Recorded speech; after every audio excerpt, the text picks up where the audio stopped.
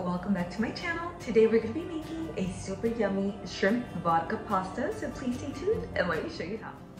So you want to begin by first washing and patting dry your shrimp. And you guys, patting dry your shrimp is really important to this step if you want to get a good sear. I just seasoned with a little bit of kosher salt, some crushed red pepper flakes for some spice, that is optional, and some black pepper. Kept it simple. And in a large skillet, which is where all of your pasta and sauce is gonna go, I heated up some extra virgin olive oil, and on medium-high heat we're just gonna sear both sides of the shrimp. As you can tell, I put them seasoned side down, and then I just season the other side while they're in the skillet. This way it's just easier for me. And also, you guys, you want to cook your shrimp in batches, and they don't have to cook all of the way. They're going to be finishing cooking up in the sauce. So all you're trying to do is to get a good sear, as you can see. Believe me, you can allow these to cook in the sauce as well, but you're not going to get the same delicious texture. It is worth the extra step, and it's also going to create a fond at the bottom of your skillet, which is going to add another layer of flavor to your vodka sauce. And so here I am. As you can see, they are still a little bit gray in the middle, but that's okay, because like I mentioned, they are going to finish cooking in your sauce. So go ahead and remove them, and then begin your next batch. You want to leave enough room. If you dump them all in and they're wet, they're just going to steam. You're not going to get that beautiful sear that I just got. So again, taking your time, nice and easy, wins the race.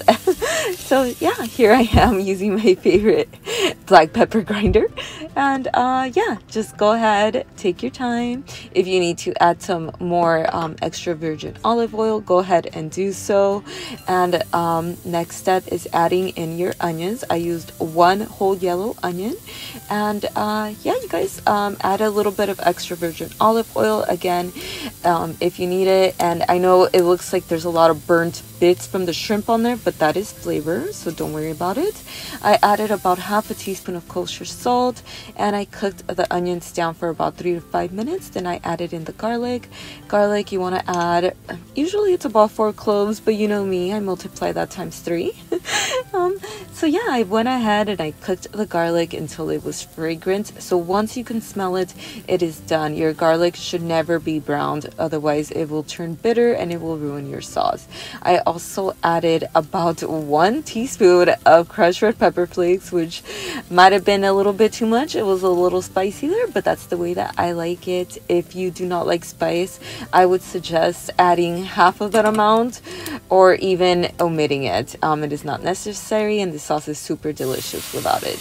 Now for the best part with the vodka sauce, you want to go ahead and add about 1 full cup of vodka. And I know that might seem a little excessive, but you guys, the vodka, what it does is it will intensify all of the flavors that you're going to be using. That's what usually adding wine or any type of alcohol to your food is going to do. It's just going to accentuate and bring out those flavors. So the tomatoes, the onions, the garlic, everything is going to be brought out. And you are going to be completely cooking this off, so there will be no alcohol left. So this is totally safe for children. And as you can see, I waited till it was completely gone, and then I added in my tomatoes. Now you can use crushed tomatoes. I like to use whole peeled tomatoes. San Marzano is the best, and believe me, it's gonna make a big difference. I know if you don't have time, go ahead and use crushed, but believe me, if you're gonna already take the time to cook, go ahead and use the whole peeled tomatoes. It's super yummy. And yeah, I added about 1 tablespoon of Italian seasoning. I actually prefer using just oregano, but I didn't have any, so use what you have, you guys, whatever you have handy. So yeah, I went ahead, and you want to go ahead and cover these for about 5 minutes. Let them heat up so that they soften up. Once they are softened, you want to go ahead and pull out the big guns and mash your tomatoes. Now this might be kind of messy, so don't try to do this too quick. And yeah, go ahead and let your sauce cook down. You want most of the water to be evaporated, so this would be a great time to add in your pasta, because your sauce will be almost almost done and you want them ready at the same time. You want to undercook your pasta by 3 minutes, you guys. So whatever the cooking instructions are, just subtract 3 minutes. Now, as you can see, most of the liquid is gone. That is the time when you add your heavy whipping cream.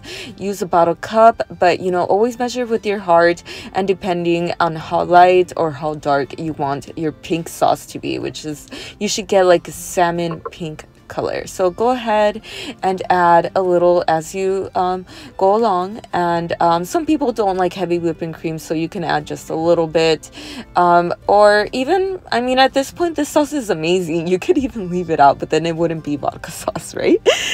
So yeah, go ahead and measure that out. I didn't even use a full cup, so again, go by what's best in your kitchen. Then you want to go ahead, pull out your parm. Freshly grated is best, but you know, if you don't have time, you can buy the pre-shredded stuff. I won't tell anyone.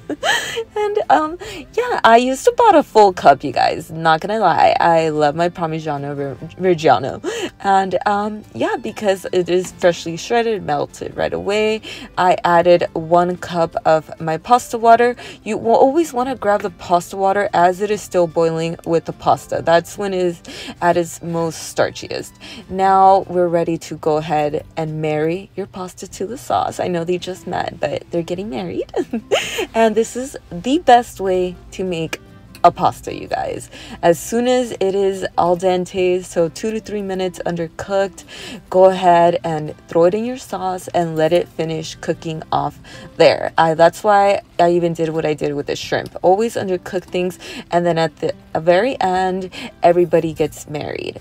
In this case, I guess it's like a threesome because of the shrimp, but it's okay. It all worked out. So yeah, go ahead and again, you could use a penne, you can use any type of pasta, you guys. Whatever you have in your pantry is gonna work just as good.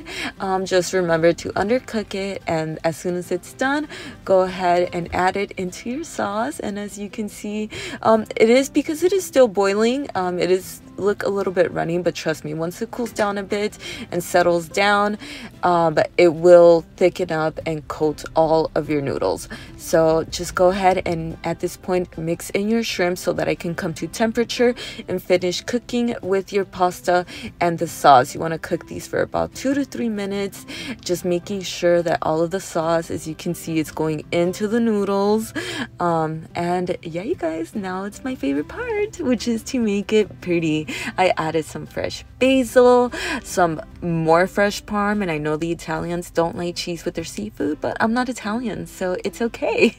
And yeah, I added some extra basil to make it extra pretty, because why not? We do eat with our eyes. And yeah, you guys, give this dish a try. I'm sure it will become a family favorite, and it will be requested many times. Super yummy.